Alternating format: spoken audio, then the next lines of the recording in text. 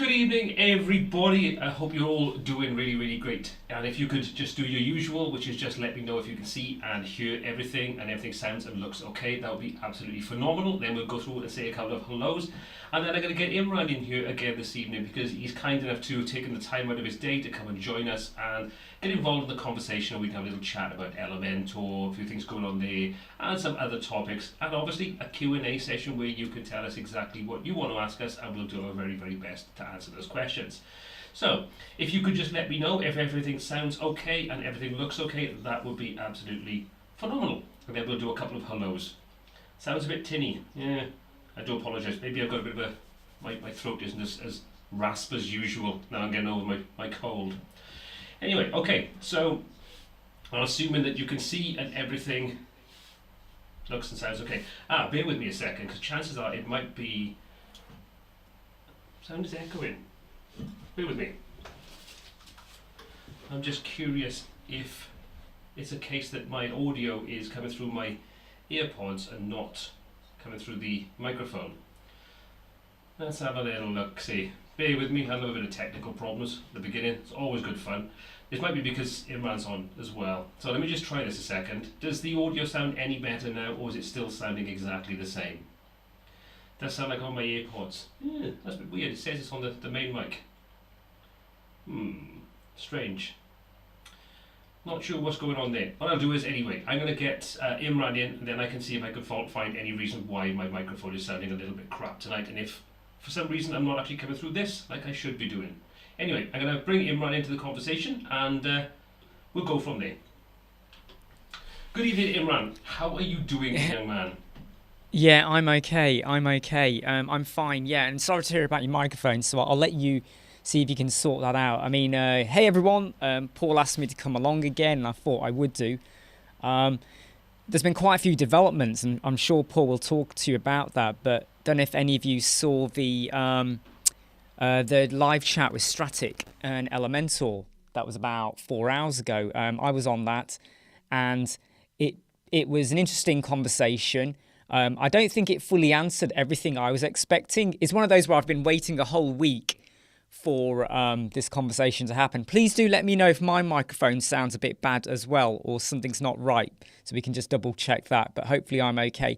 But yeah, I was hoping to find out a bit more about the pricing and how that was going to impact on Elementor Cloud or just Elementor Pro generally.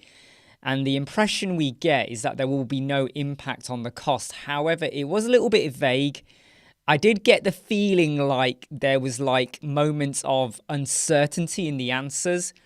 But unless they tell us there's a price increase, maybe we need to just take it on the chin and assume that this is just an acquisition by Elementor.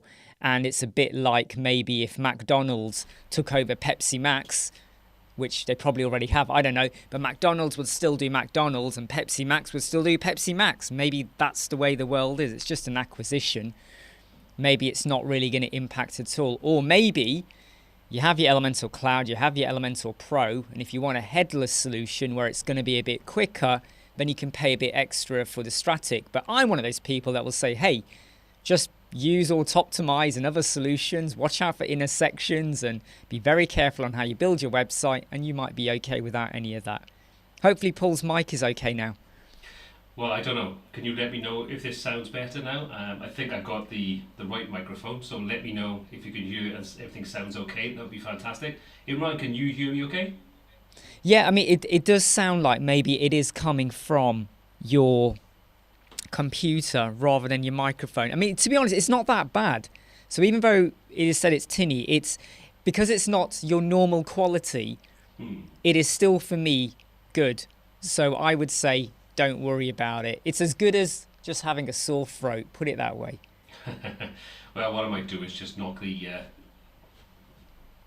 things off, take my earpods out and try it. It's still the same, is it?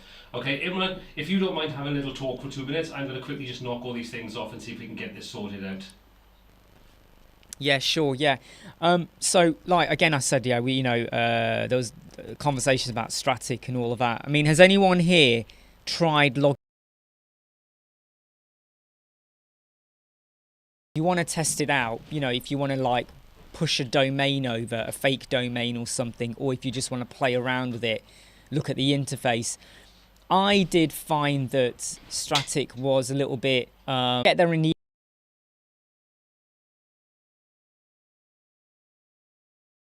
and they are going to go back and review the instructions that you get on email and on screen, because it is not clear cut. So if anyone has tried it, please do let us know. I mean, Phil is saying headless WP has its place. We host about 6 headless sites. Okay. Yeah, and I think that's my feeling as well. How much of a difference is it going to make? So I know that if you have if you build a website and you think very carefully about your WebP, you preload your fonts, your optimization, your CSS, your JS and all of that, don't have too many videos or sliders in your hero banner. If you think about all of those things, your website is going to run really, really fast. And you could almost argue that, like, when I checked it with a head, that tiny split second, millisecond, whatever you want to call it, we're not really going to notice it. And it's one of those things where, like, it just feels a bit like, is it noticeable? Now, if you've got a website whereby your speed is really poor, right? It's really slow to load up. Everything is slow because you're not following all the rules that I've mentioned. Then headless might work for you, but I would say put in the time to just optimize your website, basically. So I'm not sure now if anyone is saying you can hear me through Paul's microphone now. That Paul's probably just working on stuff in the background.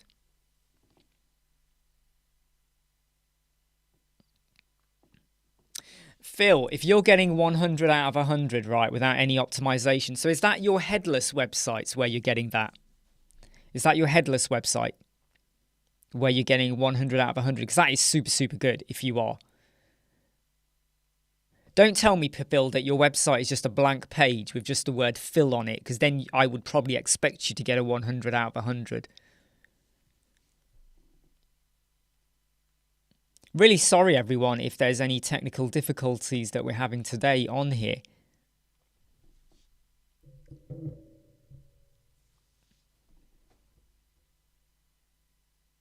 Okay, WordPress native. Okay, that's pretty good.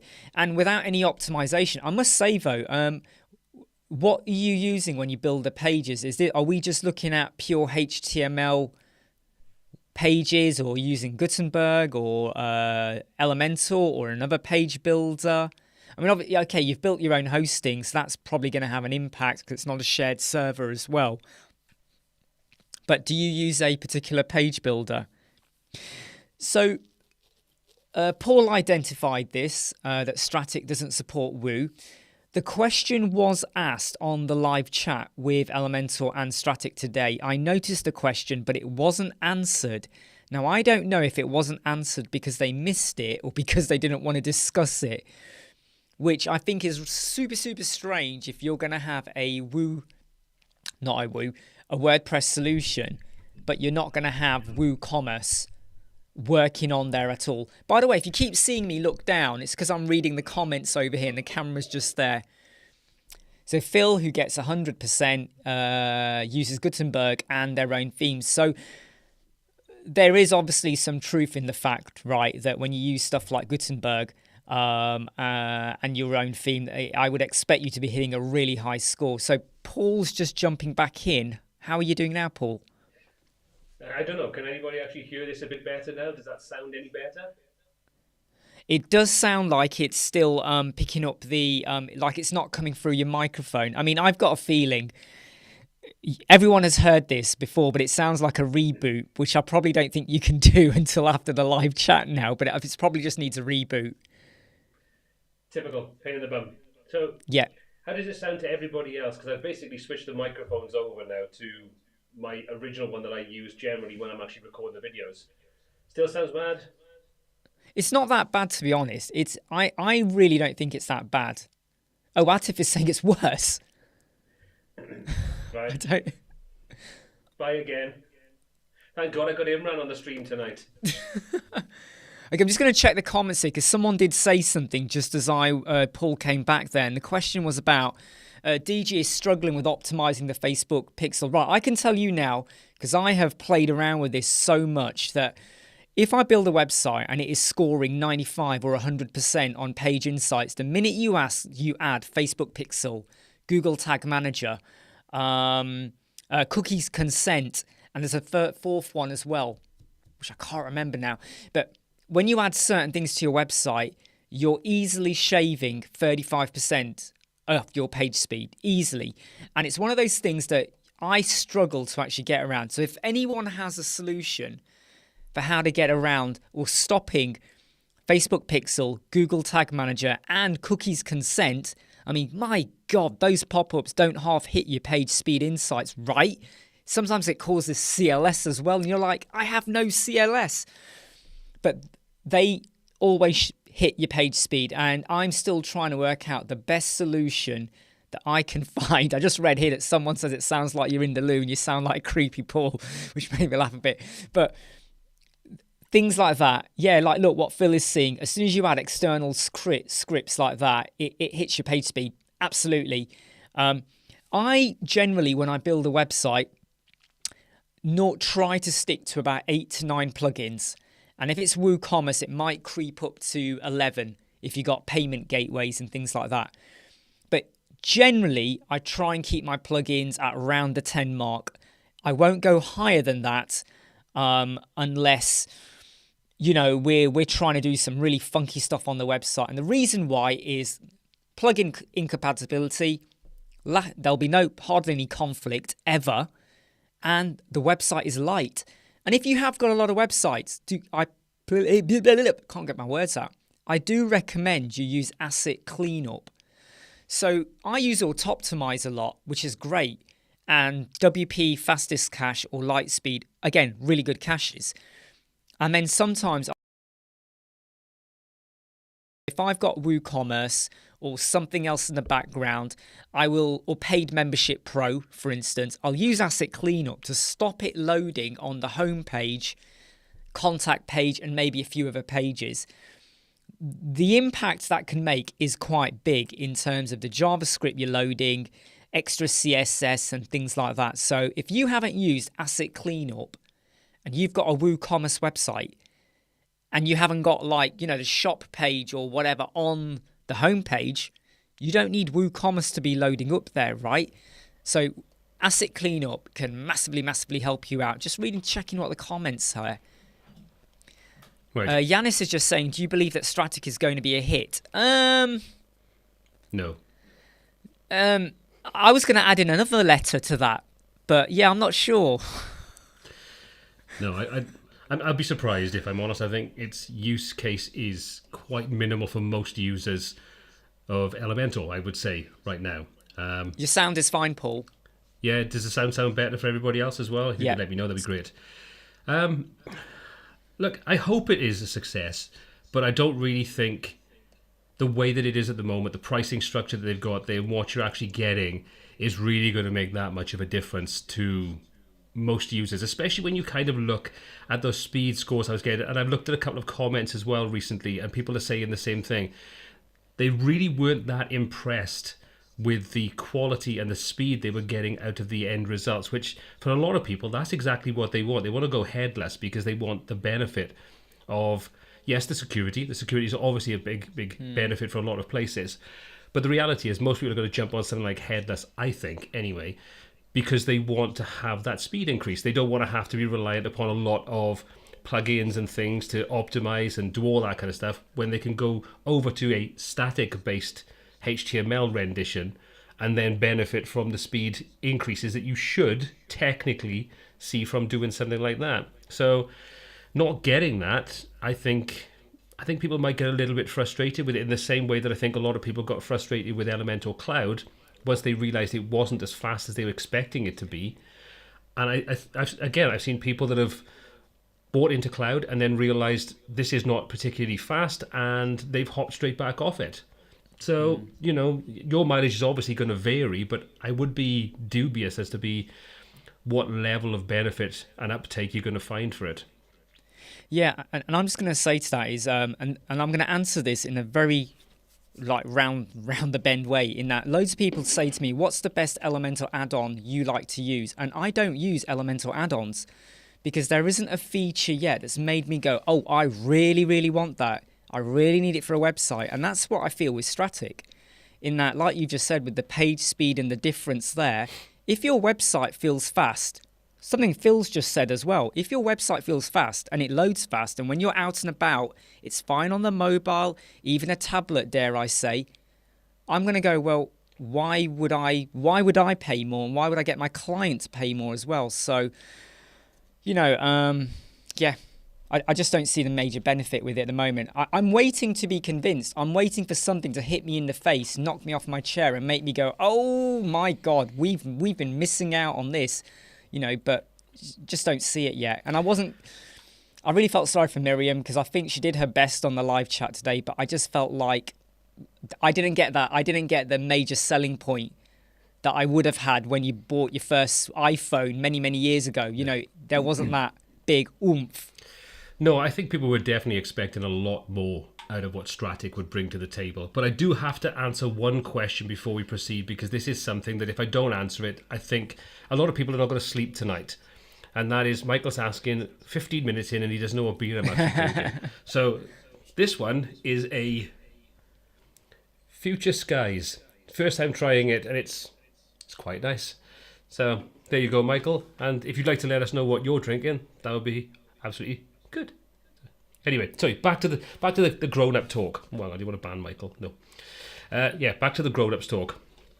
So I think Miriam, I think from what I caught of it, because unfortunately I only caught about the last 15 minutes or so of it, it did feel a little bit uncomfortable with the interview. Whether that was just my perception of it, I don't know. But I don't really feel like most of us really got anything new or anything we couldn't have sort of picked up by a test, for 30 days for free. So, not convinced. So, once we've kind of talked about Stratic, because we talked about that last week, I think we've kind of covered that one a fair few times. I think the other news of note, which I will pull up on screen right now, is the fact that Elementor are laying off for 50 or 60 people, which I think is around 15% of their current workforce. Now, if you haven't seen this article, I will put a link to that if I can in the chat section a moment. This is going to come with a big Facebook ID crap going with it as well, which really annoys me. But if you want to check it out for yourselves. But basically, they've decided they're going to be laying off 50 or 60 people, primarily from the marketing department. R&D staff are not being laid off, and I don't think, from what I understand with it, that the new staff that they've kind of taken on board from Stratic is going to be affected either. But it's kind of a strange situation, I think, to be, so heavily marketing and promoting the product, and then to go, well, we're actually going to get rid of 50 or 60 people from the marketing department. So is that a case that they don't feel marketing is something they need to keep on pushing forward, which for any business that does that always feels a little bit of you're actually shooting the horse, kind of a weird situation where you need your marketing and so on, things like that? Or do they feel like that they're so synonymous now with page builders, WordPress and so on, that they don't need to be so aggressively marketing as they have done up until this point? I'm sure Imran's the same. You probably find that 90% of your videos, if you watch them back, there's always an Elementor video at the beginning or in the middle or at the end of it. Susie's a rock solid web developer, sat on a train, that one or something. So it is a bit of a strange one why they've decided that that's the department they're going to kind of get rid of, when you'd think marketing is the first thing that you keep.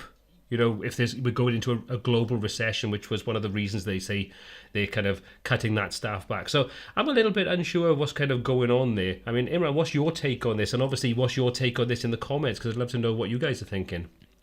Yeah, so it was a bit of a surprise, and when I thought about it, I did wonder if maybe are they now realising that what they've been doing for quite a number of months now, so some of the videos that Paul's mentioned, number one, they all seem to have the same soundtrack. I keep wondering if they're going to change the music now and again. But I did wonder, is it maybe they've gone and said, well, this isn't pulling in as much people as we wanted to, and do we even need it? Because Elementor is quite well known now. They do a lot of social media stuff as it is. The audience is forever growing. Look, I'll be honest, I I accidentally came across Elementor. It was accidental, and it wasn't due to any marketing campaign. It was due to me going in, having a look, experimenting, and then playing around with the Facebook group as well. And I just wonder if, like, in the last 6 months or so on social media, they have done quite a lot of like posts about web design agencies. They've been doing a lot more marketing around the Elementor cloud side of things as well. You know, Flexbox container.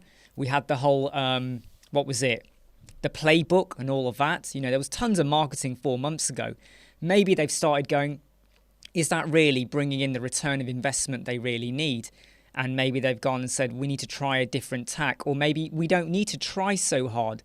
But also, and I was saying to Paul earlier, we don't even know who these 50, 60 people are. So it could well be that they were just people working in the back end who were, they might not even been full time for all we know.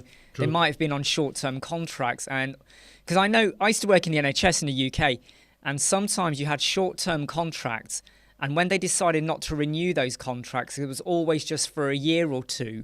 The media would latch onto that and say they're letting so many people go. And it was like, no, they were always on a short-term contract. But I work quite closely with some people from the Elementor, you know, marketing team in the background, and I haven't heard from any of them yet, but I would love to know a bit more about it. But it is a bit speculative. I think Elementor, I think they've learnt now, just put out vague messages and let us sit here having live chats, assuming whatever we want. Elementor vague messages? Really? Is that even possible? If anybody didn't realise, there was irony in that and sarcasm in that. There's a couple of comments that I wanted to sort of pull up in relation to this, because I think they're interesting and something we were talking about before we came on air. Which, first of all, is Michael's comment. It's interesting, especially considering they axed their own community recently, as well as moved everything over to Facebook, or back over to Facebook. Now, funny thing was, myself and Imran were talking about this literally 2 or 3 minutes before we pressed the live button. And I think we're both probably in agreement with this, that you always want your community, if you have sense, to be something you have control of. And the reality is, on Facebook, you have no control of it. They could change the algorithm. They could completely get rid of groups tomorrow, and we'd all be shit out of luck. So the scenario is you kind of think, well, we want to take people off platform and get them onto our platform, so we've got control over everything. The problem with that, I think, as most people, when they try it, will find out, is Facebook is so integrated into everyday life. You pick up your phone, you check Facebook, you get messages telling you something's on Facebook. Your friends are talking about Facebook. So that's the first place you kind of go to be in the loop, as it were. And I think the same thing goes when you're talking about Facebook groups. You know, so the Elementor group, where there's a lot of conversations, debate, questions and answers and things like that. You don't think about going on there. You're just drawn into it when you open your phone up. However, to go on to their off Facebook group, that was more a case of you had to make a concerted effort to go onto it and be involved in it. And I think that is a difficult hurdle to overcome for any company, no matter what, you know, whatever kind of thing you do, whether that's someone as big as Elementor with their X million sort of users, or someone like myself with a couple of thousand users. The ideal is, yes, get off it. But the reality is, it's very, very difficult. So, I mean, Imran, do you think it's sort of like on the same lines as that? Do you think that's part of the reason why, or do you think there's something a little bit different going on there as to why they pulled it? No, I kind of agree with you on that, and I do feel like I really struggled with the forum, with juggling between the Facebook and the two. I was just going back and forth, and I was losing sometimes. I used to sit there and spend my entire day just answering questions on the forum, and I was a bit like, I'm repeating myself over and over again. But yeah, I just think that maybe some of the strategies they've tried have kind of, it's not that they've fallen flat, it's just that they've kind of missed a point in that they've got now 125,000 people on the Elementor Facebook group. Yeah, something like that. Trying to move them all over, it's like you're taking them from something they're used to and they're happy to use because they can jump in and out of groups whenever they want, do what you want. And now you're saying, now we're going to an exclusive zone. And it just felt like you were duplicating effort and you were asking a lot out of the moderators as well. You know, none of the Elementor moderators are going to admit it, but I could tell, I could sense that a lot was being asked out of them to moderate 2 different venues and groups. So, and they've got lives and jobs as well. So, and they're volunteers. Some of them do. I don't know all of them. I know, yeah, maybe not all of them. Yeah, maybe just a small minority. Yeah, it's true. No, but I agree. Like I say, I think the difficulty is when you have Facebook being integrated into your entire everyday life. That's just there all the time. Whereas to go somewhere else, and you've got, like you say, 125,000. Chances are you're going to get a maximum of about 5% of those people to migrate over to another platform, and then you kind of have to consider, well, out of that 5%, how many would be actively involved in creating and getting involved in the community aspect and developing it. As someone that's kind of run forums in the past for various different sort of ventures that I've kind of done, they're bloody hard work. Doesn't matter how many people you have that like your product, service, whatever it is. They are incredibly hard to maintain, to nurture, to grow. And like I say, when people are now no longer used to being involved in forums and chats and stuff like that, it's a difficult thing to get off the ground. So I can kind of understand why they pulled it. You just have to consider, I wonder how much money they invested into the infrastructure to start off with to try to get it off the ground, because I can't imagine it was incredibly cheap to do.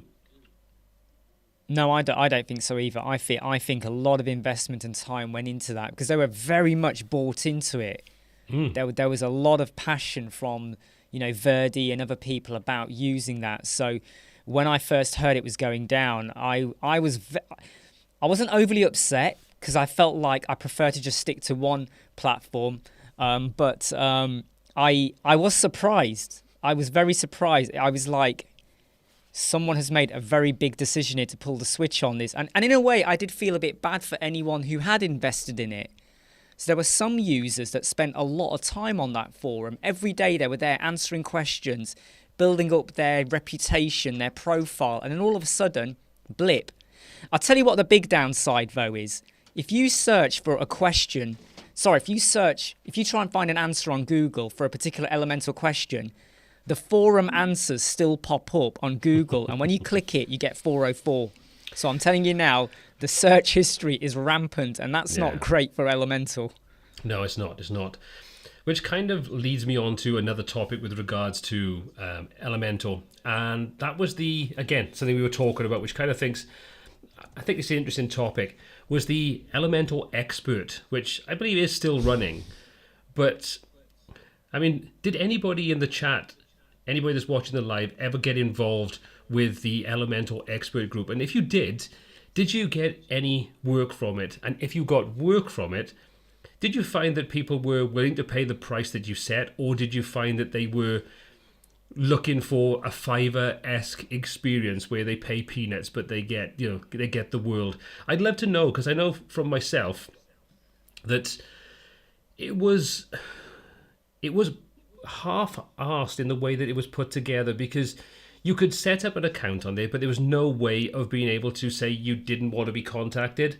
You just literally wanted to have this presence on there for whatever reason.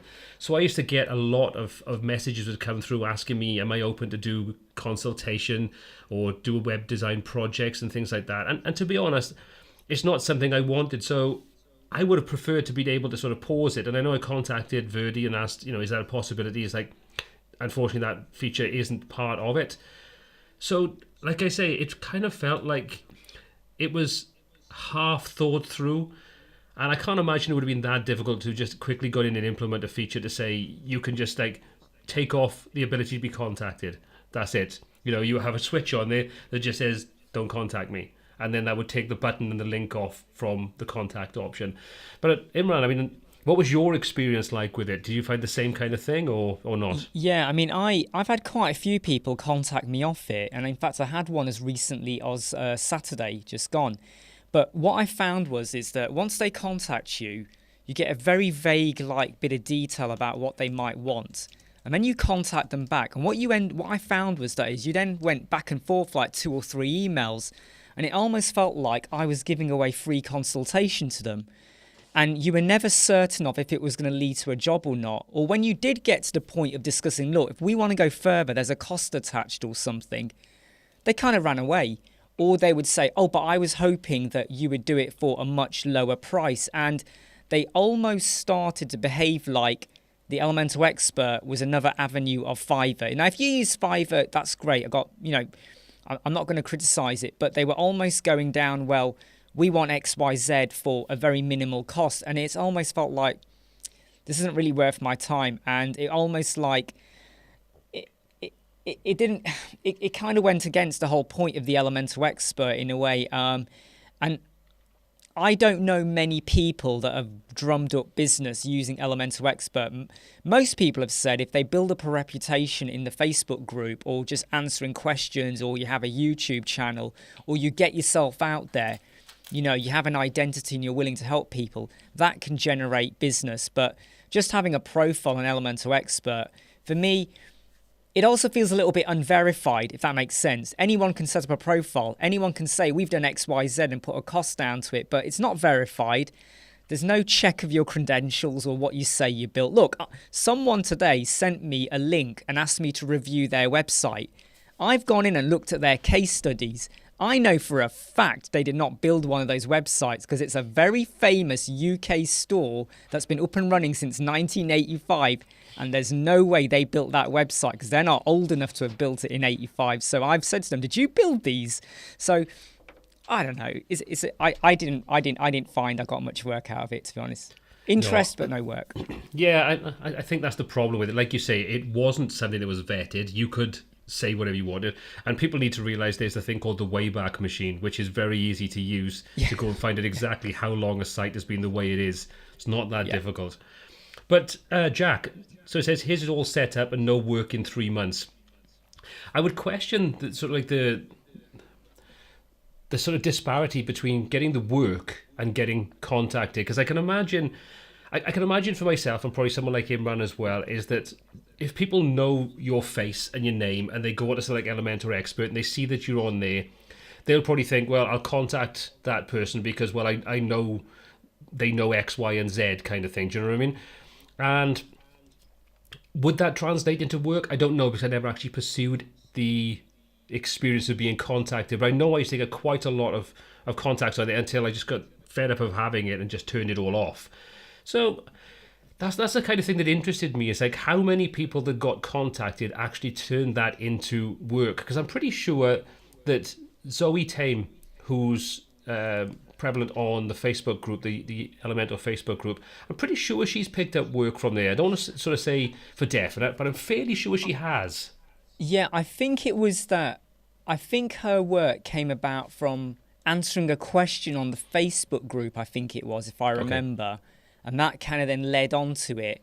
I think that's what it was. And I have to be honest, some people they've noted that I've answered someone else's question in detail, and they've privately contacted me and says, look, you seem to know what you're doing about this. I've got an idea. Could you help me out or whatever? And so sometimes by putting yourself out there and by showing that you're an expert in something, that can sometimes lead on to other work. But it wasn't directly through the Elementor Expert. I do recall Zoe saying that as well, but I think it was by her answering a question, and then they went to her via the Elementor Expert route, but it started off with her answering a question somewhere. That's fair enough. Now, Mark raises a good point. Isn't it a bit odd that you're planning a website, know about Elementor, what you're looking for from an expert, surely nothing much more than advice on a feature? I would say, for the most part, I could say that would probably come across as being spot on. I think where maybe someone like myself or Imran would be maybe get contacted is because I specialize in the dynamic side of things, and people tend to look at me as being some kind of expert in it, that they're probably looking and thinking, well, I know about Elementor, I know about pieces like that, I know kind of what I would need to do, but I have no idea what the hell I'm doing. So maybe it's one of those things that why I got contacted and someone like Imran would, because they kind of consider to you maybe that you know a little bit more because you put yourself out there than maybe some random expert. But I do agree with what you're saying there, Mark. It is a bit odd that you go to an Elementor expert site if you know about Elementor to start off with. So, I mean, Imran, what do you think on that? What's your take on that? No, I completely agree with you. So the last 3 clients we worked on actually had built their websites with Elementor. They did everything, and they did everything pretty well. where their stumbling block was over, they wanted to now expand into a directory website, and one of them wanted a directory and a WooCommerce website, and they were getting worried because there's so many different plugins and themes to use, and they'd seen one of my videos on my listing theme, and that led on to why the last 3 websites we've built have been all the my listing directory. And it's to do with the fact that there comes a point where they're just not confident, or they're worried about the skill sets that are required, or they've built something and now, well, it's a bit like, let's say you build an extension, right? You're a bricklayer and you do all the bricks and everything. You got the window and door in, but you don't know how to do the roof. So you could be a builder, but you still need someone in the roof trade to come and do the roof. So I think that's all it was. And I think what Paul said is right, is that if I know I get a client and they need, dynamic custom things doing, I'll be definitely contacting Paul to get some advice or get him to pick it up for me. But, I would say that, basically, yeah. So, it's not surprising that you will have people who have played with Elementor and their page speed score is really down, or the optimization is bad, or the responsiveness is bad, and then they just need an expert to come in and help them out or give the website a bit of a makeover. Yeah, I think that's a good point. Like I say, I think it's one of those things that for the average user, they probably wouldn't need to contact somebody, but when they kind of realize that they hit their limitation, because again, going back to what we were talking about earlier on, Elementor have been very, very good at making themselves, their name, their brand, and their ease of use side of things very, very prevalent on on YouTube and other platforms and things. So I can imagine a lot of people will probably look at those adverts, look at knowing the name in the same way that WordPress is synonymous with the internet. Probably get used to the fact, thinking, okay, well, I'll go and take a look at that. I'll try it. It's like $49. It's not the end of the world. I can spend that kind of money. They'll take it for a spin. I might find that they can create something basic, maybe using some templates or some wireframes or a theme. And then, like Imran says, when they want to then integrate something like WooCommerce, their SEO isn't great. They don't know how to optimize because they've stuck 50 different plugins on there, or they just kind of hit that limitation of knowledge. Then maybe something like that would be useful. But I think the same thing goes back to that. It's like nobody's vetted on this. So you could say that you built every single website under the sun, and anybody that doesn't do their due diligence is going to look at that and go, "Oh, they look like they know what they're doing. I'm going to contact them."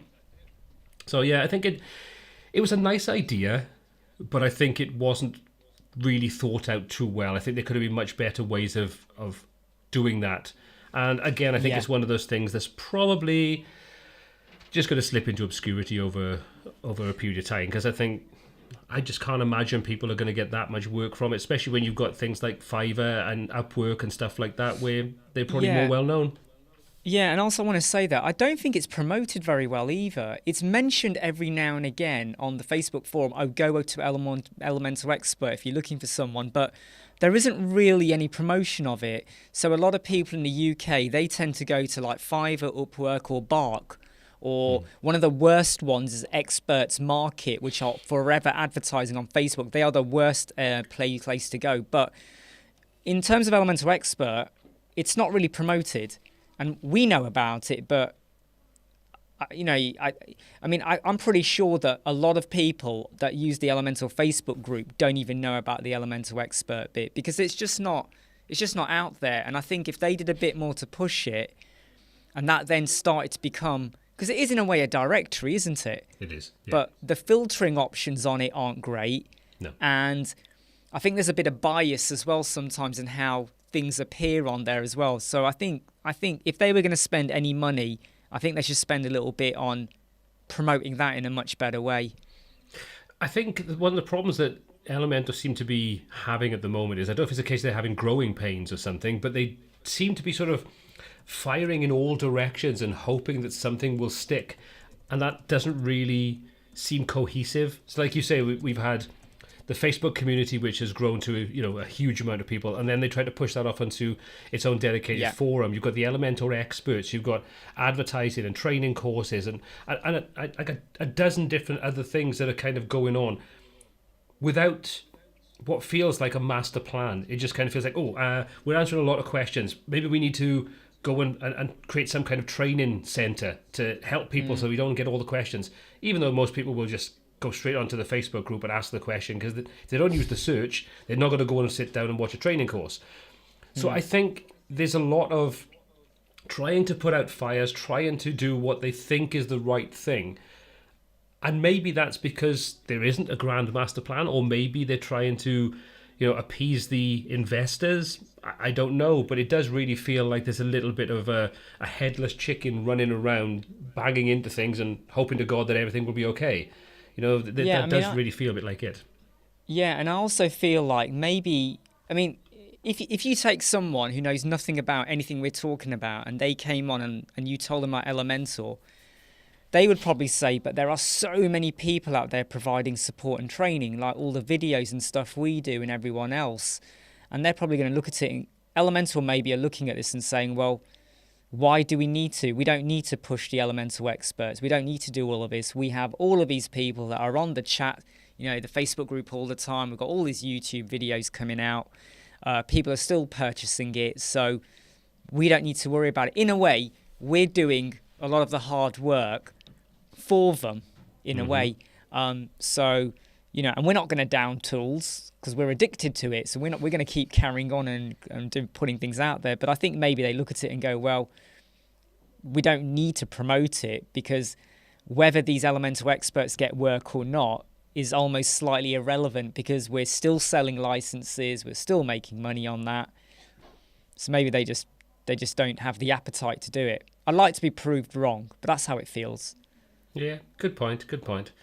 But as we all know, none of us are aware of the grand master plan of the Elementor lords. No. We don't know. They've got their own set of plans, and we're not privy to them. We're just peons. We joke about this a few times, don't we? We don't know what the roadmap is for the features and what's coming out when. So we have no idea what's coming out next month. We don't. But enough of Elementor for now. I think I'm going to pop up a question, and then I want to talk about WooCommerce, because I don't know if you're aware of WooCommerce, but I want to talk about the concept of what they have done with regards to trying to raise awareness, because it's kind of come to light over the last couple of days where a couple of people have posted about WooCommerce, and I've been keeping an eye on it for quite some time. So I want a little chat about that and kind of get your take on it. But before we do, I've got a sort of pop up a question from Daniel saying, how about each live stream for 10 or so minutes you review a website? The first thing I want to say is, design is so subjective that it's horrible. I mean, I've done this once or twice in a live stream in the past, and I hated every second of it, because while I know design, I wouldn't consider myself a designer. And I think the problem with people like myself that are not designers, yes, we can pick up from a technical point of view, or we can look at something that there's an obvious, sort of way of improving it. But it's a very subjective thing, and what I may like, someone else may not like, and vice versa. So from my point of view, it's not something that I would enjoy doing. But I know, Imran, you've kind of given feedback and things on other people's work. I mean, how do you feel about sort of doing these reviews on websites? Yeah, so when I do them, there's a little bit of nervousness, because you want to be critical, but you don't want to do it in such a negative way, even if you really feel like this website's really bad. So you want to give as much positive feedback as well, and advice and guidance. And sometimes the websites are so varied that you can give your opinion, and you can give them advice on what to do about it, but whether they do that or not is kind of up to them. But you also feel a little bit like you are stepping on their shoes. And I don't like to be the bad guy that kind of goes, do you know what, this is god-awful, and your responsiveness and your page speed and everything is really bad. So what I try to do is just advise them on the cosmetics of it. So I don't go neck deep into the headlines and the wording they're using, because that will be between them and their client. But I will kind of discuss about the typography, the styling, the branding, how things sit and things like that. It can be quite tiresome. Sometimes I've lost over half an hour reviewing a homepage, and I don't do them as much as I used to now, because I could spend. You could totally get lost into their website, and it's a little bit difficult because I don't know the client. I don't know what discussions they had. I don't know how they came up with the design. Did they look at competitor websites? Did they have a wireframe? Was it just done on the back of a post-it? So you start to make a lot of assumptions about how it was built. And if I had a bit more info, like a spec or details about how did we get to that page, was it the designer doing it with no input from the client, or was it that the client said, I don't care what you think, I don't care what you want, I love this curly font and I want this curly font. And the designer knows that this is really, really bad, but they still got to do it because the client forces them to. So whenever I've been done a review, they never tell me that. And like I said, I got a website today and I looked at it and I was like, this looks really, it just looks like it hasn't been well thought out. And I've already questioned them because all 3 websites that they've claimed to build, I know for a fact they did not build 2 of them. I know that for a fact they did not. And I'd be very surprised if this person who's in their 20s built a website that was probably built about 36 years ago. So I'm a bit suspect over it. Those little buggers, they'll try to get away with anything, I tell you. Yeah. Okay, so let's have a little look. This is one of the things that... Let me ask you first of all, have you heard of WooCommerce and have you looked into it at all, Imran? I have heard of it, and I looked into it a while ago, and from memory, if I recall, it was like when you went to a single product, you had all the filters, I believe, on the left or right-hand side, and I can't remember if it had a simplified checkout process. It's been a while. Well, when I say a while, it's probably not even a month. It's not a long time ago, but I do remember someone mentioning it, looked at it, and I recalled a single product. Normally you go to a shop page, right, and you have your filter. But here, on the single product, it had a way of demonstrating all the variations of the products. I might go. Oh, there you go. You've got it on screen. So you're probably going to tell us more about it now. Oh, no. It was more a case of not so much the product itself. It's more to do with the way that they're trying to promote and market it, or how they kind of approach things. Because I kind of first was aware of WooCommerce probably about a year ago, and obviously piqued my interest because at the end of the day we want competition when it comes to, WooCommerce, because at the end of the day WooCommerce is it's so popular because it's integrated into WordPress and it's basically owned by WordPress now. So you kind of think, well, that's the reason why it's so popular. There's not really any serious competitors. I know people have sort of talked about Adam and Sujay's sort of project, but that's not really geared towards this side of things. That's more for digital downloads, memberships, donations and things like that. So it's a very, very different product if you want to sell physical, tangible items. But what's kind of, I find strange about this, and what I think has really shot them in the foot, is they had a lot of real interest in it very early on when they sort of brought out information about it. But then they brought out their pricing, and they're asking you to pay for a beta product, and they're asking you to pay either annually for it for one site license, $100 per year. Now, bearing in mind, this isn't a fully featured product yet. You can't actually use this to build a full website. So you can see you're starting off at $99 per year, moving up to $329 per year for 6 sites that you can't actually use it on. Or you can come down to a 10-site lifetime license of $450. The problem with this kind of thing is, and I kind of draw parallel to the way that Thomas from Bricks Builder kind of approached the same thing when they brought out Bricks. First of all, when that was released as a fully working product. Yes, there was tons of room for improvement and there were features that were missing and things, but ultimately you could build a website with it. With this, you can't actually build an e-commerce site. So it's not a fully featured product. If you kind of scroll down, you can see the roadmap. So all these first ones are started like shipping and shipping labels. You can't run an e-commerce site without shipping. Customer notifications, analytics, edit cart items. So they've been started. Then you kind of go through things are pending. All kind of important things. Like my account is pending. Customer subscription management, tax calculation. You kind of get where I'm coming from with it. But to ask people to sort of jump on board on a product like that, to me, would have made so much more sense to have waited a little longer to actually come out with telling people about the product. before you sort of try to sell the concept of it. And if you wanted to raise funds for this, to me, it would have been better off doing a crowdfunding side of things where people buy into the idea without you paying for a license kind of thing or being told you're paying for a license. I just wish that they'd done it a different way, because the kind of comments that I've picked up over the last couple of days where this has kind of come to light again is that people are like, you're asking us to pay for something that doesn't technically exist in a usable format right now. You're offering a lifetime deal for something that we don't know if it will actually come to light. But secondly, if you bought into this and it does get released, which, fingers crossed, touch wood and all that kind of stuff, it does, because I want competition for WooCommerce. If it's taken this long and it's still not a viable product, what are updates and security fixes going to be like? How long are they going to take to come out? So for me, it would have made so much more sense to have kept this a little bit under your hat. If you wanted to raise funds to do it, crowdfund it. And then when you get close to the point of release and you've got a product that's fully working enough that people could run a shop on it, you then get that out for beta testers for free. Saying that if you beta test this, when it's ready to be released, we'll give you a discount of 50% or something, and then send it out to influencers, the YouTube influencers, so they can take a look at it, give you feedback on it, create content, build a buzz around it, which is exactly what Bricks did, and it's worked out really, really well for them. But you look on YouTube, there's pretty much nothing other than the North Commerce own videos. Have you sort of looked into it? What are your thoughts on the way they've approached it?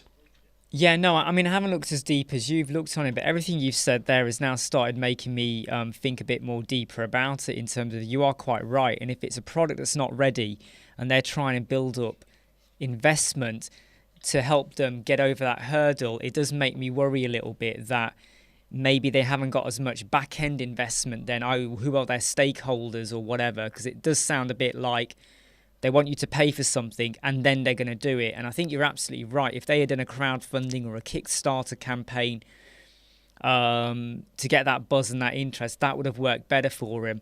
I mean, this at the moment just feels a bit half-hearted now that when I look at the pricing of that as well and the features that are missing. So it gets me worried. In fact, it makes me even worried that even if it does come out, would I even want to invest in using it? Would I even want to push my clients to look into it? Because I feel like if you're struggling now to get some of these features built in now, how do I know that in 6 months' time you're still going to be working? Because I don't think I'll get refunded in 6 months' time. They might have a 30-day window where you can get your money back maybe, but in 6 months' time, if it suddenly falls over because they've not got enough investment, and it comes back to WooCommerce is, we all know that WooCommerce could be so much better. We could spend so long talking about how expensive their add-ons are and stuff like that, but they could be so much better. But they have a monopoly on the market because it works. And I know there are other solutions, like there's another influencer who's got their solution that they're working on at the moment, but I'm still not even convinced by their solution. Shortcut. I'm talking about Shortcut. Shortcut, yeah. I'm not convinced about it yet because it's still being built, etc. And you got people testing it. So my worry is you have a new player come out, and if they aren't able to put out a product now, like with them, I mean, how can you not have my account? Like even the worst plugin in the world has my account. How do I know and have the confidence that in 6 months' time, if I have a big paying client who's invested in me and my expertise to build them a website, how can you go back to your client in 6 months' time and go, sorry, mate, but the website's, the plugin's no longer working. We've got to rebuild your shop. That's your credibility gone down the drain. Yeah, I think that's the problem. That's why I think they would have been so much better if they just kind of kept it under wraps.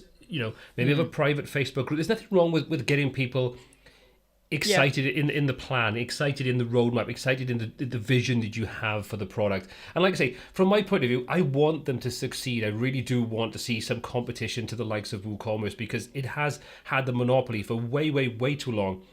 I know you can integrate, Shopify into, create a cart and do things like that, but none of that's particularly elegant. None of that is really a nice way of working. You ideally want to have something that is operated inside the one platform, just to make it easier for your client, for your end users. They haven't got to go one place to deal with the shop, another place to deal with the content for their website. I've had that kind of ad hoc way of working in the past for clients, and it's a pain because they've got to remember multiple logins and all that kind of crap that goes with it. But you know, for me, the one thing that I'm kind of worried about is, as you've just said, the longevity of the actual plugin itself. Is it going to have enough people on board to be able to provide realistic support, continued development, problem finding, bug fixing, expanding the feature set, those kinds of things? And there's an awful lot still missing from it. Now, I understand. Yeah, absolutely. Yeah, exactly.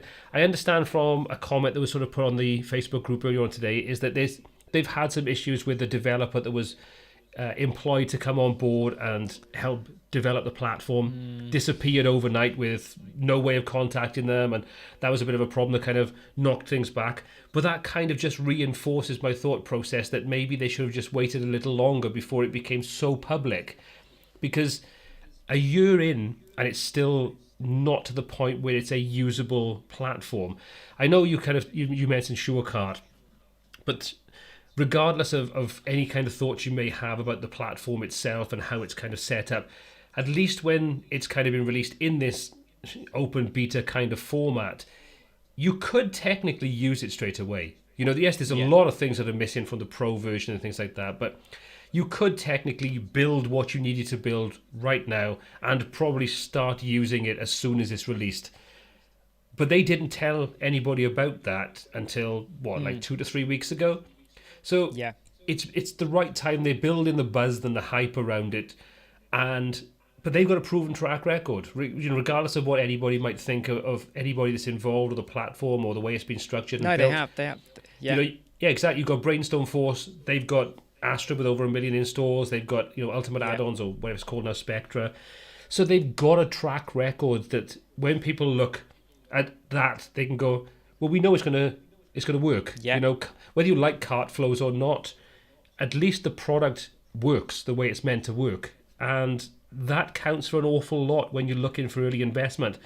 Being new to the market with a new untested product, trying to go after something that is a market leader and there's no competition out there, that's already hard, and you're expecting people to pay for it.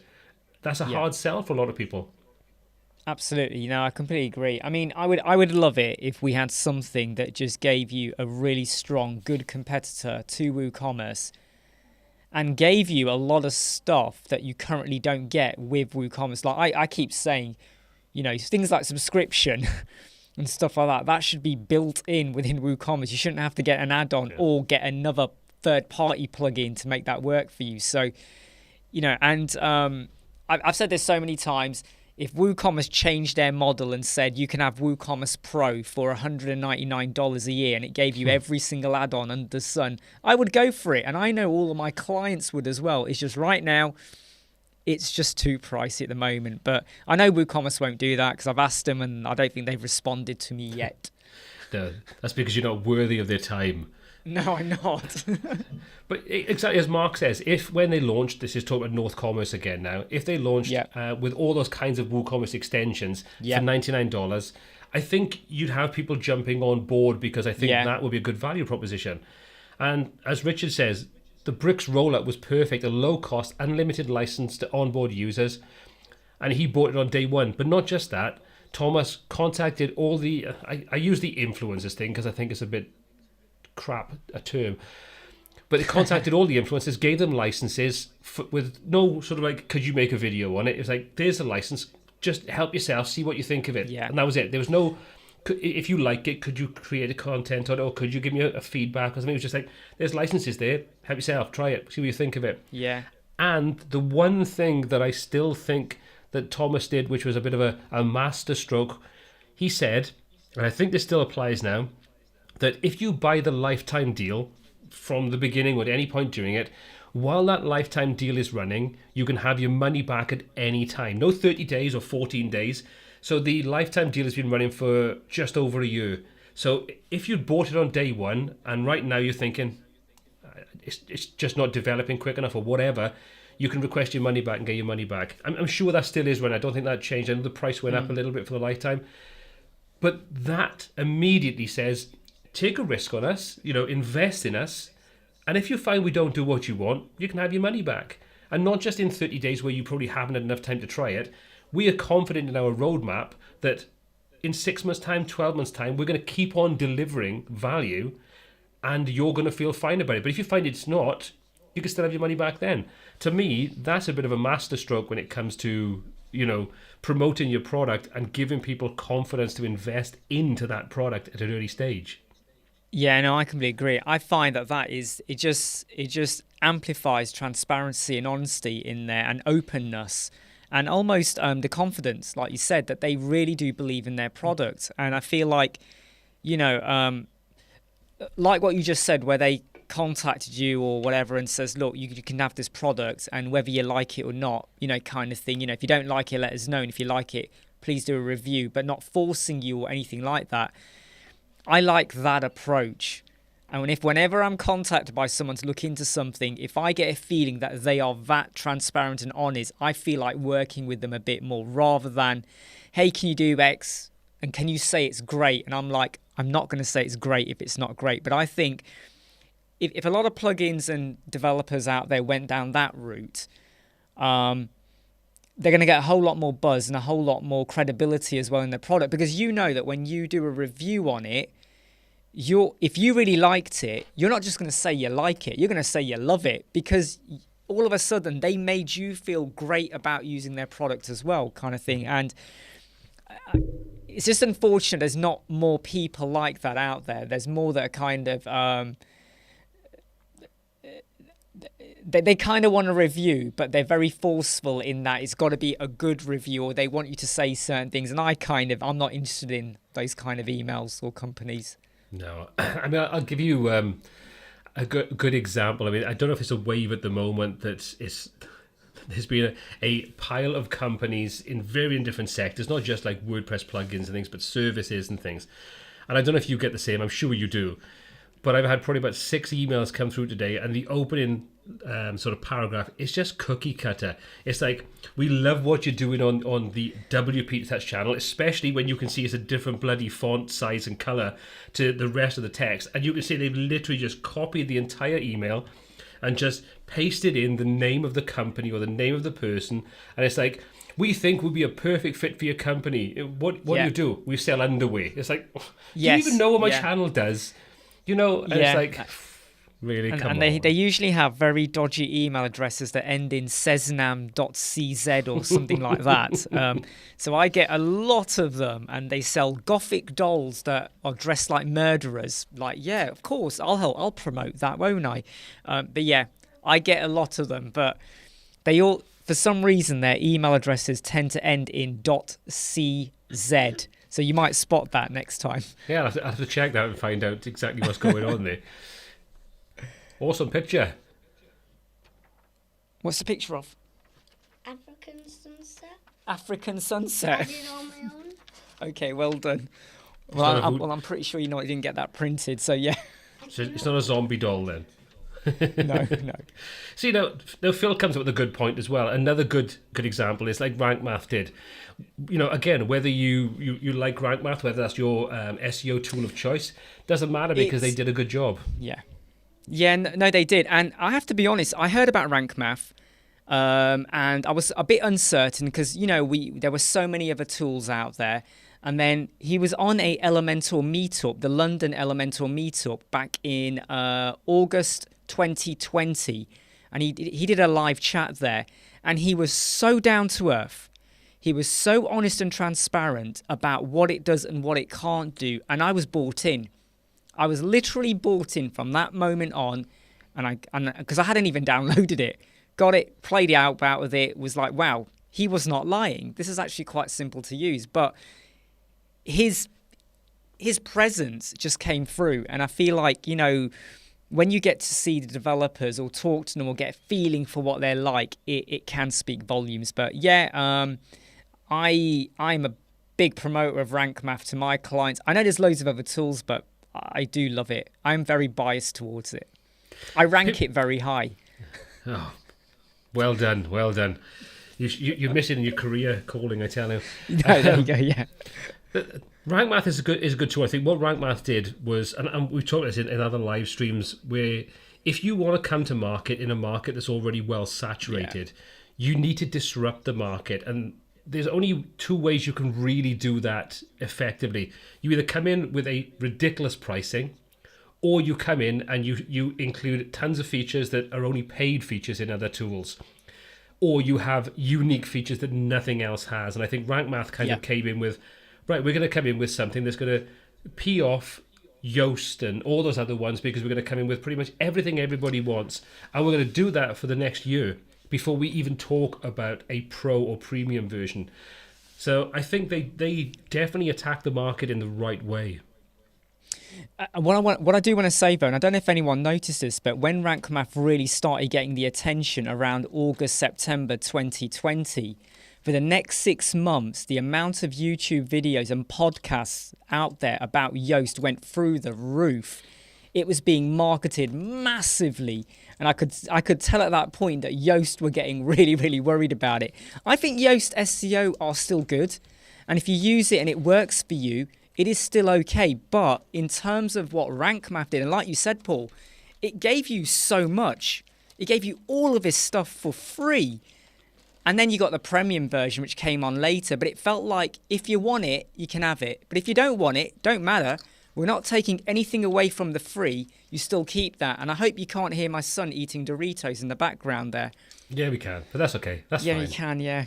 But if he wants to share them with us, that's even better. No, well, he won't share. Trust me, he never shares. Yeah, that's that. Dad, there's loads of packets. Okay, great. Chuck a couple this way. So, Mark, no, I didn't get asked to be an underway model. Thank God for that, because nobody would want to see that. That's nobody in their right mind should see that. You know, thing of nightmares is what I'm going to say. Sorry, Helmut, just to answer your question, it was North Commerce we're talking about, which is, I'm sure you already know about North Commerce, but it's basically a e-commerce plugin that is intending to try to compete or beat WooCommerce. But currently we're talking about the way that they've kind of launched the beta, how they're asking for you to pay for the beta and those kinds of things for a product that's actually not yet ready to go kind of live. But it does have some really interesting options in it. And like I say, I think it's going to be something that, if it does come to fruition and it does come out, I think it's going to be really exciting. I just wish they'd got a marketing or PR department in to come and do it properly and not leave it potentially to the developers, which is what it kind of feels like they've done. So now, the most important thing then that Andrew asks now, and only Imran can actually answer this one, is it ranch or nacho cheese? It's nacho cheese. I can still smell it. It was nacho cheese, and he's gone out the room, but I can still, it lingers in the air. It lingers, the smell does, but yeah, it's still there. Okay, so what we're going to do now is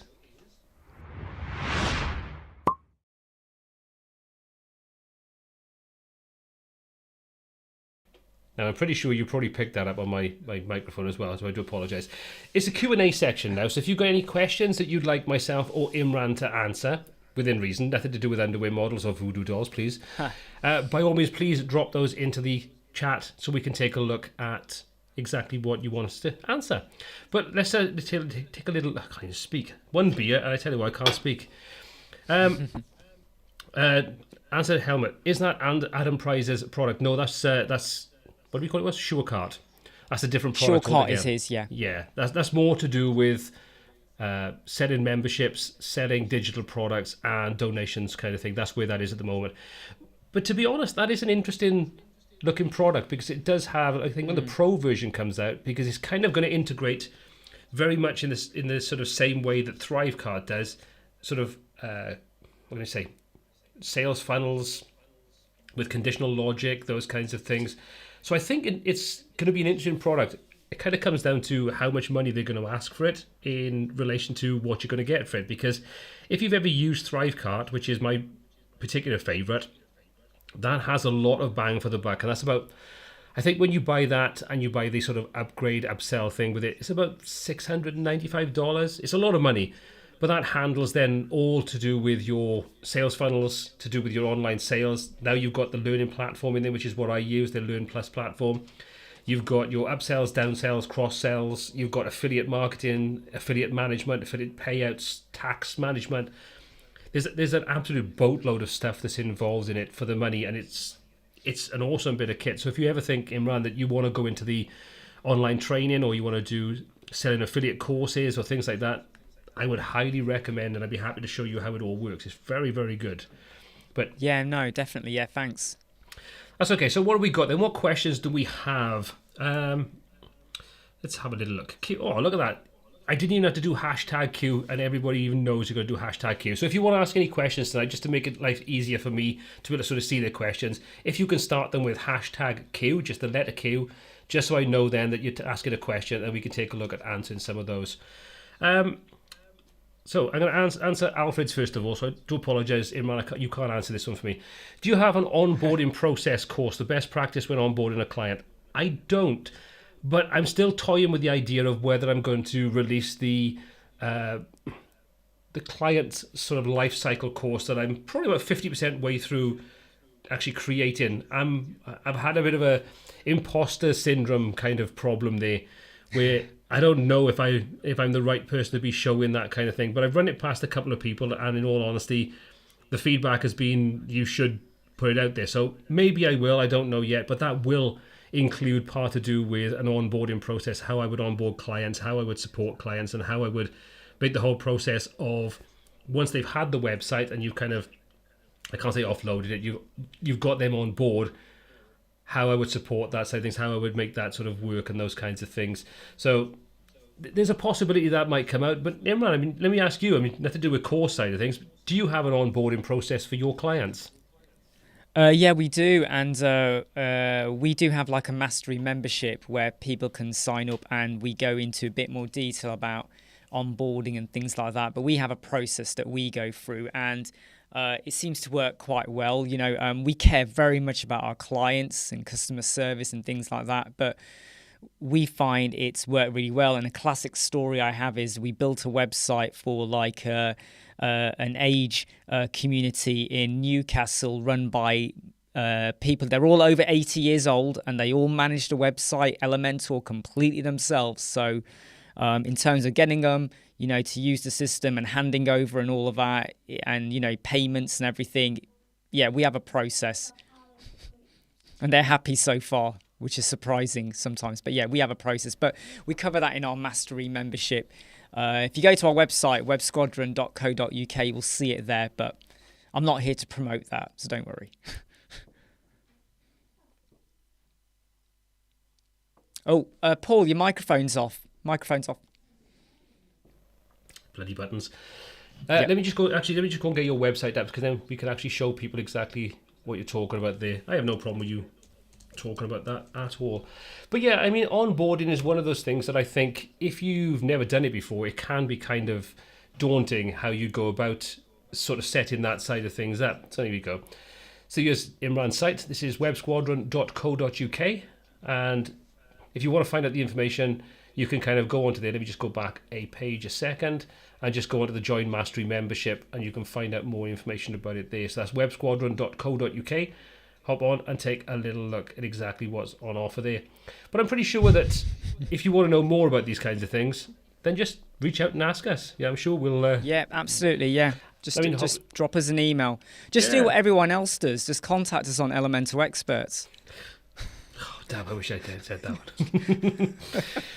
This sounds so bitchy tonight, doesn't it? I tell you, it's really good. Right then, let's have a little more questions you've got. Max, did you finally get around to using Quickly? Not as much as I would like. I mean, Imran, I know you're Elementor only. You're not interested in looking at the other options. I have to say, though, that even though I am like 100% Elementor, I am tempted because, like, I was looking at it. Isn't it $49 for 3 sites for Quickly? Something like that. I think it's something. It's something quite. It's quite low. And a part of me has been thinking that I think I could sacrifice a pizza and a night out, maybe just to get the Quickly license, and just have a go at, like, what have I got built in Elementor, and could I replicate that? For instance, the homepage of our website, could I replicate that or as close as with Quickly, and just try and get a feel for it, like with the whole Gutenberg and all of that? So it has been on my mind. But then again, when you have like 1,000 odd licenses at your disposal, you kind of go, I'll just use Elementor. But yeah, there you go, 49. Yeah, 3 websites. I wouldn't. I am tempted a little bit to kind of just maybe play around with it. But yeah, I'm never say never, but don't hold me to when I'm going to do it yet. Right then, what I'm going to do now is, when we actually finish this, I'm going to go and spin up a copy of WordPress, install quickly, and I'm going to send you all the details. And if you haven't built a website by the end of the week, then you never come no, don't do that. But in all seriousness, you don't need to go and pay for that. I've got a couple of lifetime licenses. I'm happy to spin up a copy so you can just go in and have a play about with it to your heart's content. There's no problem with that. Don't go and spend money on it. No, that's fine. Cheers, thanks. But Quickly is one of those things. I think if you are interested in Gutenberg, it's a kind of exciting kind of platform because you've got Advanced Custom Fields Pro included in your license.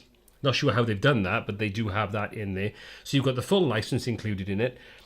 And it's heavily geared towards being able to create dynamic content. It's got no requirement for a theme. So you don't need to have a theme and then Quickly on top of it.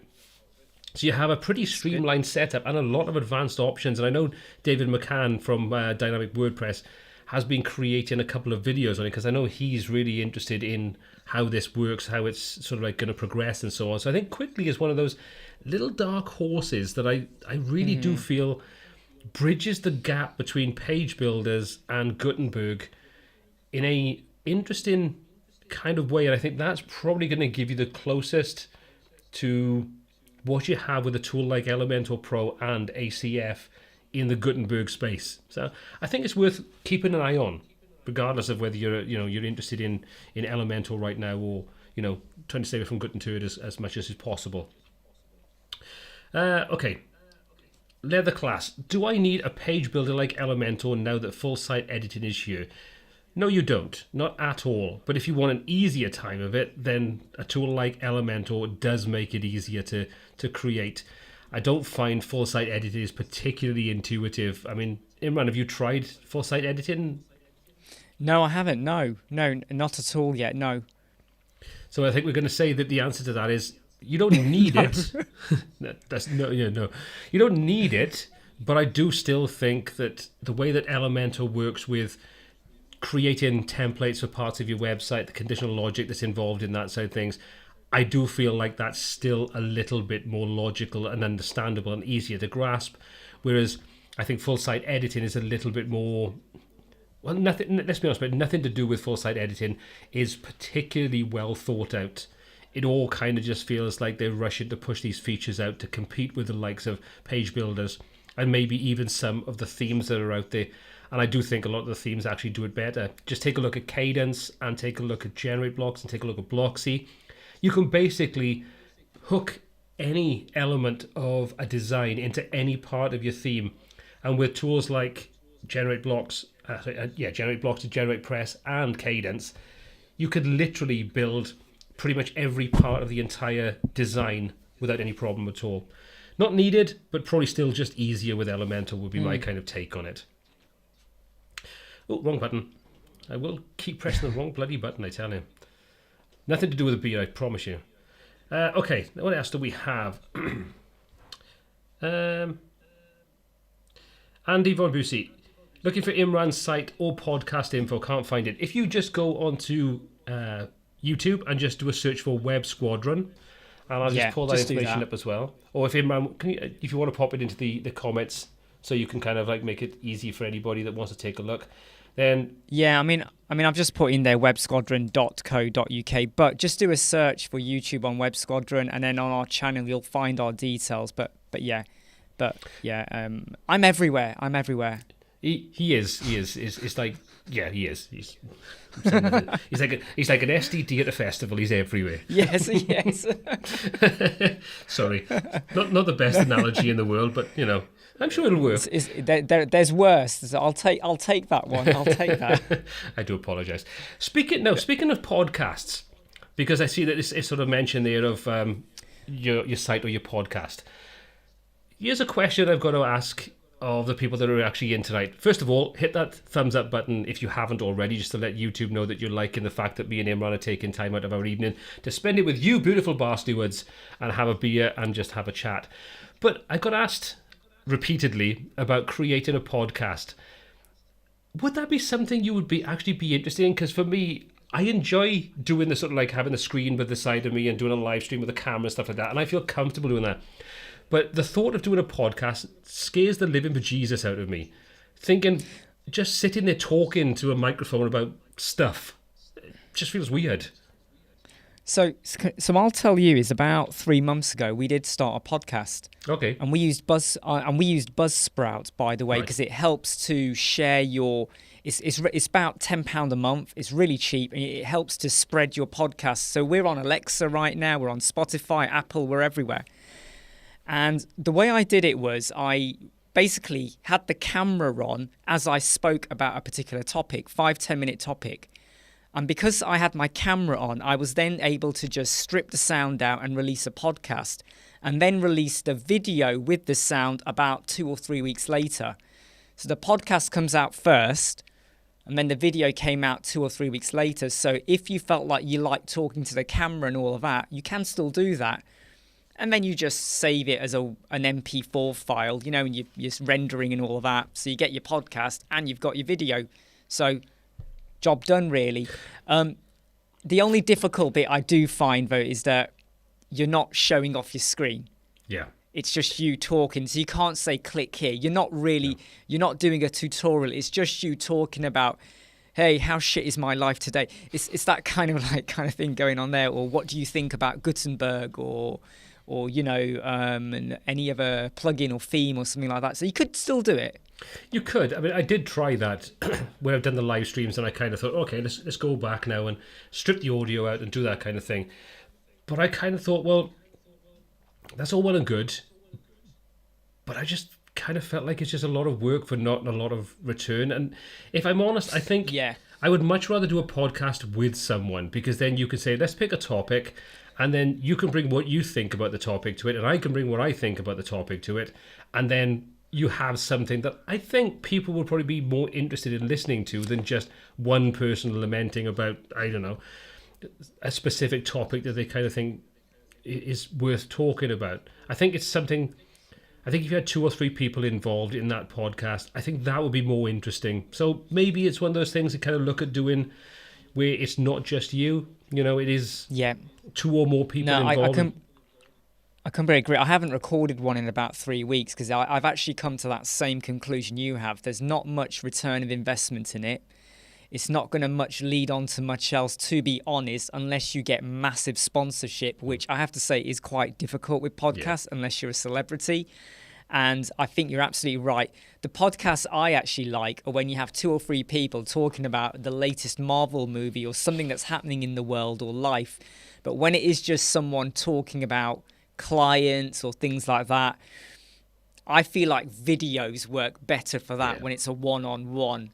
But conversations, I think, work so much better as a podcast. Yeah, I totally agree. So maybe there's something that, I mean, let us know in the chat and in the comments if you're watching this on replay. Would you be interested in, I mean, to be honest, I think if I did a podcast, I think I want it to be like a 10 or 15 minute podcast. So it's long enough to be interesting, but not long enough to bore the crap out of people.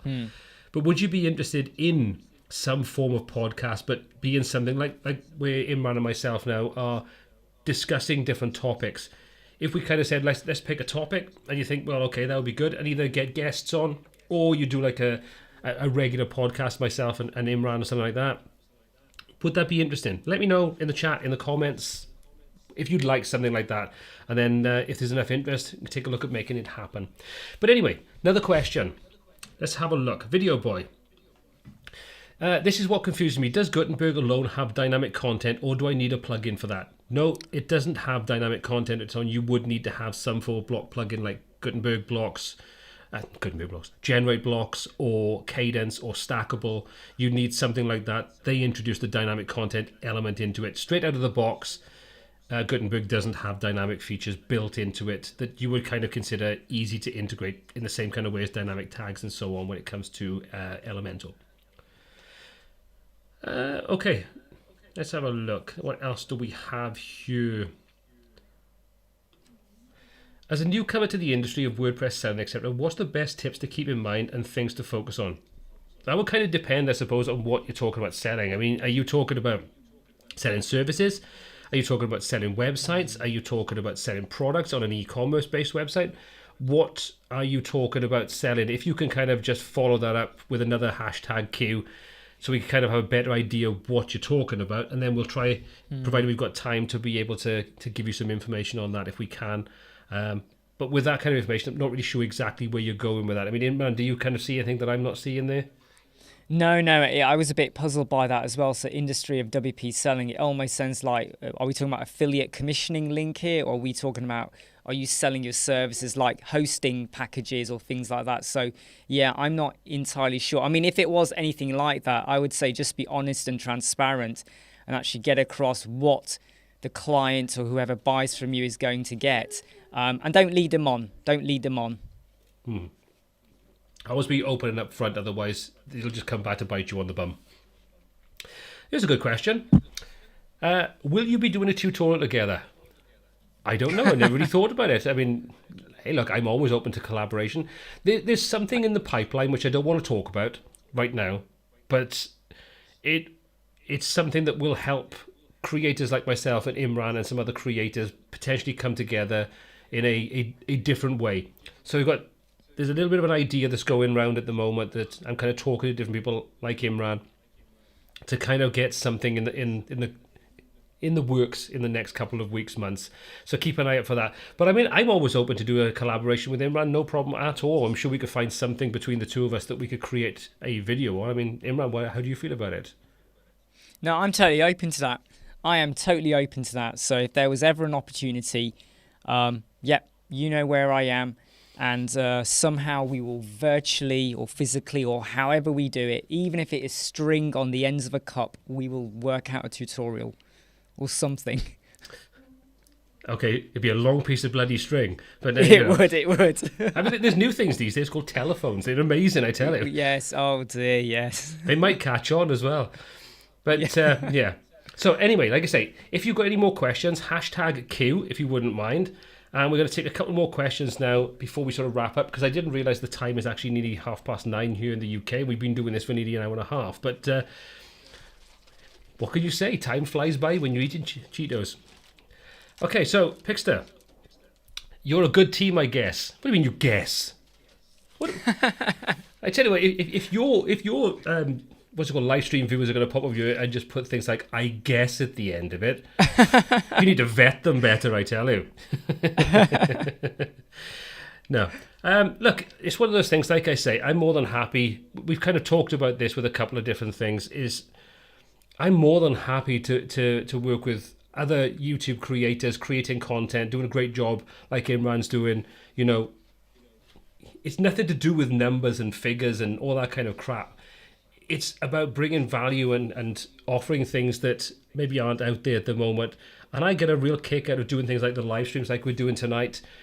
These are the things that I think make, being part of the YouTube community, being part of the WordPress community and so on. I think these are the things that make this whole process a lot more fun, where you don't feel like it's just you. There's a lot more there's a bigger community kind of going around it all than just you stood in a room, sat in a room talking to a camera. There's a lot of benefits from I know this might sound crazy. Again, I'm sure Imran can kind of appreciate exactly where I come from with this. There's a lot of positivity you can kind of take away from doing things like these live streams, because when you're doing this kind of thing on your own, in a room on your own, it's a very one-way conversation, because you're talking to basically a blank screen, trying to be entertaining, trying to be educational, trying to come across as a normal human being. And it's very, very insular. So it's lovely when you can kind of do live streams where there's conversations going on, where I can talk to Imran and we can kind of have this conversation back and forth. You can kind of get you guys involved in asking questions so we can do our best to answer those questions. There's a lot of positive benefits that go way beyond what you may think just by seeing a live stream like this. So, I mean, I love this kind of thing. I could do this probably once, maybe every year or something. I'm just joking. No, I completely agree. Yeah, and it's like it can get lonely, and you're talking, and you sometimes are surprised that people still keep coming back day after day or whatever to listen and join in, and it kind of surprises you a bit. And I do sometimes wonder, should I put a poll out there going, well, how many of you are actually dressed and how many are not? I don't know. Like, I have these worrying thoughts sometimes, but maybe don't ask. Maybe never ask that question. No, I know, no, but it is nice, and I love the community, and I love, you know, the people that are coming on the chat and the ones that we have on our daily chats as well. It's lovely, and it's but yeah, it can get lonely, and when Paul has offered again, he goes, hey, do you want to join on this live chat? I was like, absolutely, let's go for it, you know. And so yeah, it's having that two-way, three-way, four-way, whatever conversation is it's nice, because I'll tell you what, even though I know my family, my wife, everyone, they support what I'm doing, I can't talk to them about websites. They're not going to get it. They're not going to understand what I'm talking about when I get custom fields or whatever, you know. They're not going to get it, but it's nice to have someone here. They just glaze over and just nod occasionally to make Yeah. sure that they're still awake. That's about as far as I think it goes. Yeah. But Richard asks a good question. Do you think there could be a WP Crew meetup in the near future? I hope so. I mean, now that the fact that we're actually allowed to go outside, then I would love to get together and meet up somewhere kind of like central to make life easy for everybody involved. I don't know, somewhere like Bristol or something like that, which isn't too far and is kind of easily commutable for lots of different parts. I'm up for that. Yeah. I mean, I'm sure like we could set up our own unofficial word camp or something like that, where it's not even got any speakers. It's just us laughing, and that's what I think. And that's what I think sometimes we don't get. Agencies or freelancers that are working in their room on their own or whatever, you don't always get that moment to just laugh out loud with other web designers sometimes, I think, because everything is done kind of by text or email or like we're doing a live chat now, but you don't get to just sit and just laugh or cry or let off the steam about the worst client you've ever worked with, you know, kind of thing, you know, just release that emotion inside of you. And I think with the last 2 and a bit years we've had, I think that would be an amazing feeling for some people. Yeah, absolutely. Hey, look, it's one of those things. Let's take a look at making that happen. Let's see if we can get something, you know, so we can align our diaries for everybody and we can get something together and just, I don't know. I don't know about word camp. It's probably drunk camp.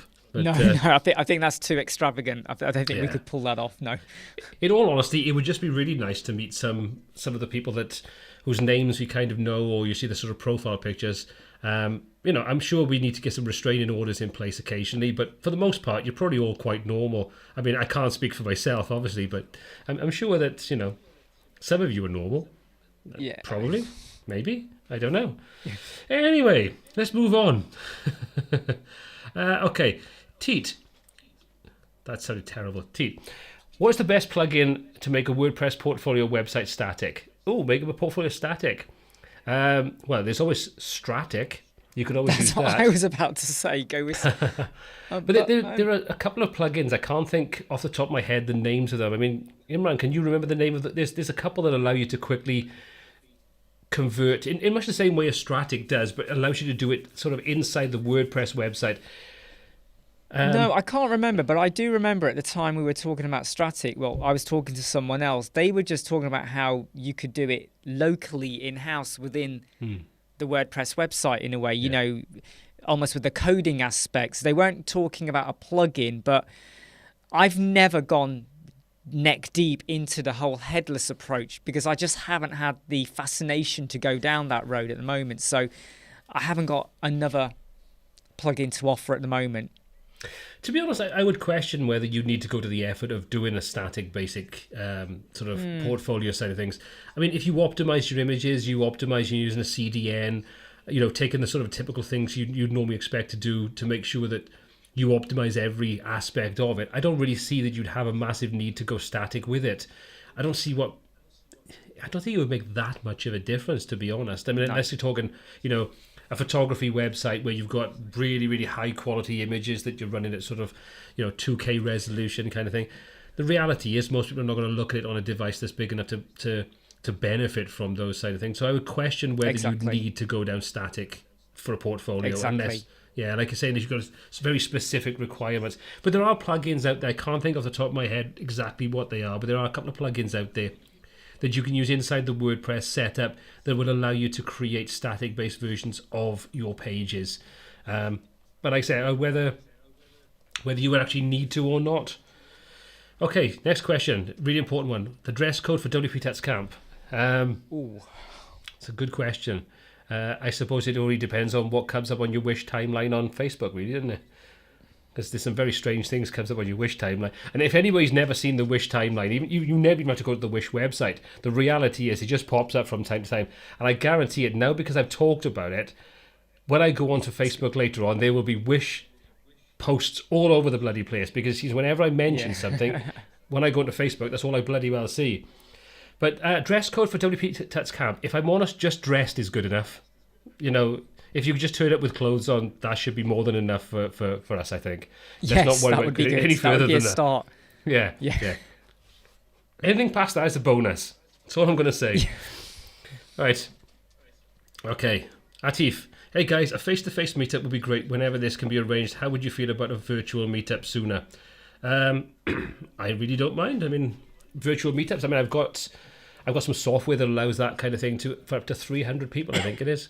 So there's an option to do something like that anyway. So yeah, I mean, it's a possibility. We could take a look into doing something like that. But anyway, so to move on, we're going to do 2 more questions in a quarter day, because I'm conscious of the fact that I'm keeping Imran from eating Doritos, maybe. Putting my son to bed. He's just sat over there in the darkness in the corner of the room eating his second packet. I can smell it. Be glad it's just what's it called, crisps, because if he was on sweets, imagine the sugar rush he'd be on right now. Oh, he's had enough of them earlier. Believe me, the size of his ice cream, you will not believe how big that cone was. Must have been about that big. I don't know what he had, but it was a huge cone. No, this big. It was that big, right? That's a proper ice cream. Yeah, I've got it now. You're only pushing him out the way because he steals the show. Right I know. Mark, we're going to ask this question, and we're going to take one more, and then we're going to call it a day. So do you use a CDN, or do you only use one when user base is international? That's a good question. I mean, Imran, what are your thoughts on that? So, funnily enough, when I've had international clients, I haven't had to massively go down using a CDN, because we build it for them, we test everything, and there's the option for if they want to go to a different host provider or upgrade or whatever, and they haven't needed to. And I'm one of those people where I know loads of people talk about it, and I always go, but what was the major benefit? Have you just jumped onto, like, you've heard about it and you're going, right, we're going to do it? A bit like, cloud and stuff like that. And I don't mean Elementor Cloud, I mean Google Cloud or Amazon or anything like that. You just jump onto the cloud because you think it's going to be major, quick and faster and everything. But in actual fact, if when you look at your website, so I had a client in New York, it worked fine for them on the phone when they were all outside. It worked fine on their tablet device, and me over here, and their server was all the way there.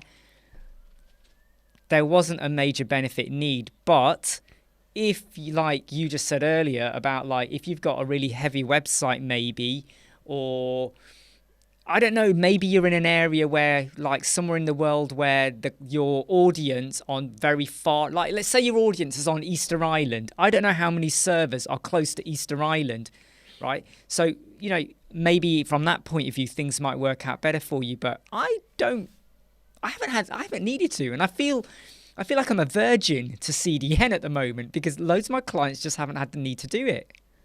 I think it really depends on the kind of site you're running as well. I mean, if you've got a very image heavy, or, there's a lot of embedded video, or, very, very big pages, then maybe a CDN would be something that, you really kind of would need to rely on, especially if you have, like Mark's asking, you've got that international audience. But you really kind of have to kind of question, I mean, looking at my statistics then, for example, for my website, majority of my audience is in the States. There's probably like 80% of my audience is US based. So ideally what you do is you'd use a US based server because that's going to serve your audience the best. But I think a CDN really kind of comes down to what you're actually delivering. And if you do have a broad international audience,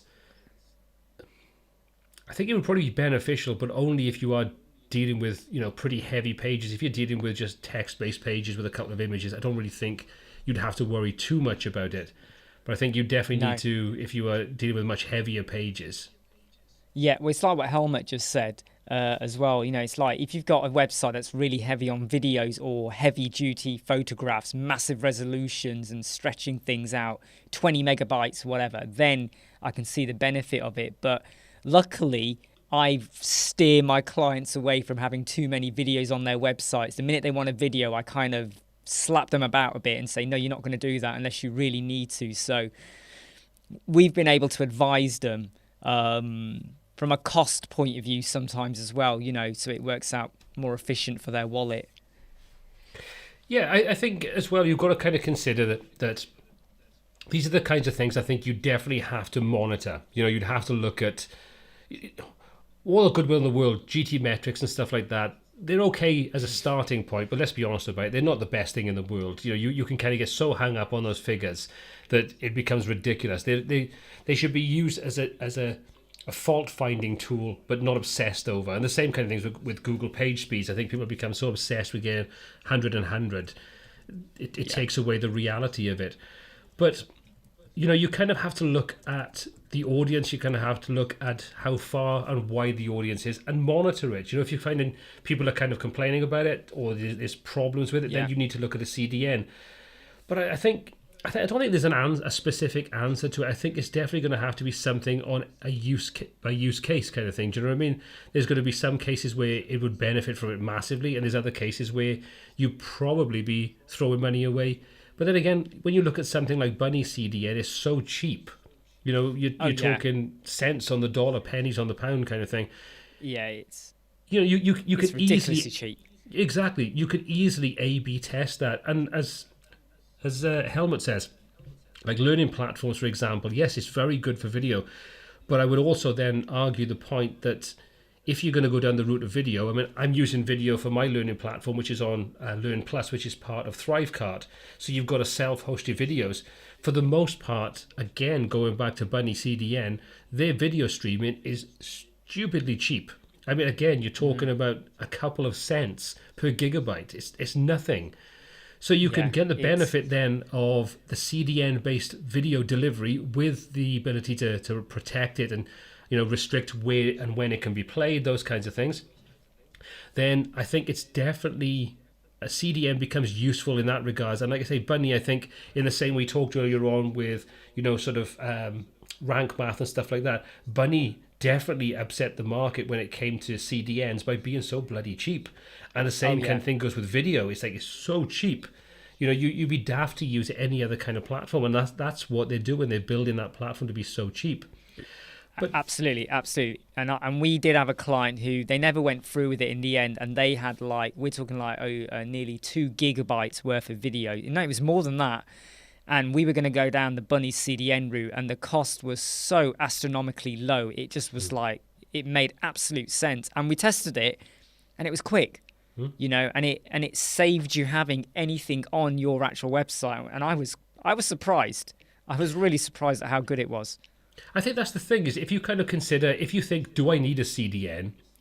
Just buy into Bunny because it's so cheap. Yeah. You may as well Absolutely. just think, you may as well think, I'll put 50 quid into that a year, and for most users that'll probably last way beyond a year. Easily.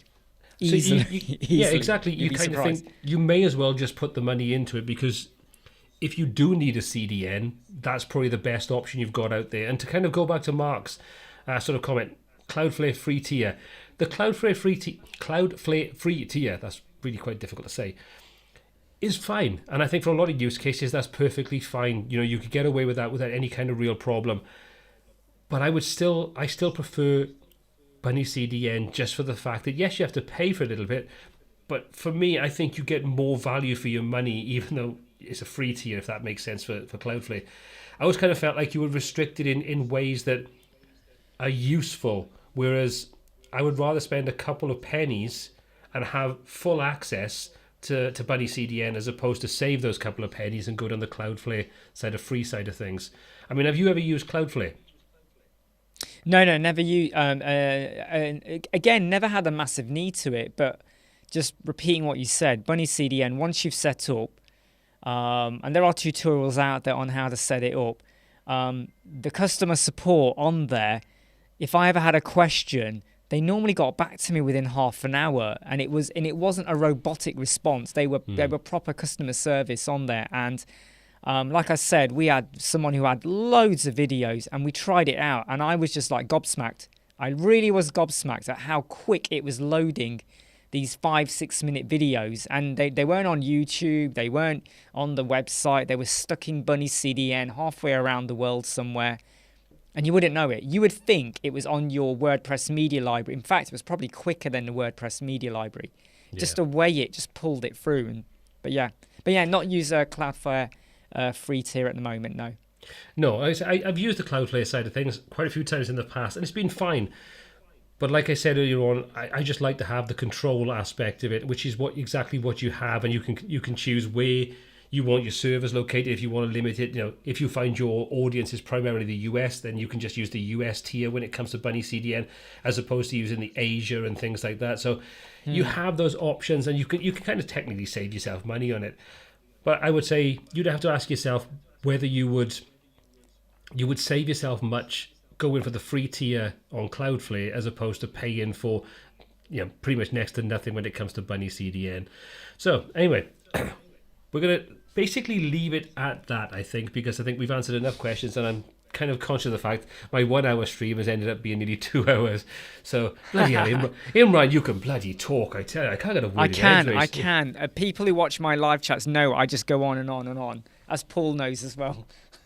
It's great, man. It's good. It just makes life so much easier when you're going to have a conversation like this, because if I want to nip off for a pee, I can just let you carry on talking. Yeah, I know.